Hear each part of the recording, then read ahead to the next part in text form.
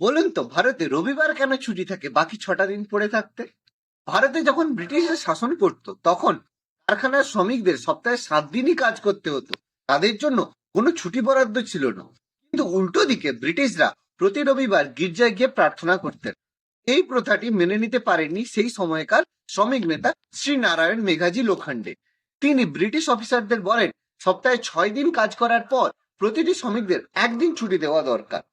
তিনি দাবি করেন হিন্দু দেবতা খণ্ডকারের জন্মদিন রবিবার, তাই রবিবার দিনটিকে ছুটির দিন হিসেবে ঘোষণা করা হোক। কিন্তু ব্রিটিশরা এত সহজে লোখণ্ডের প্রস্তাব মেনে নেয়নি।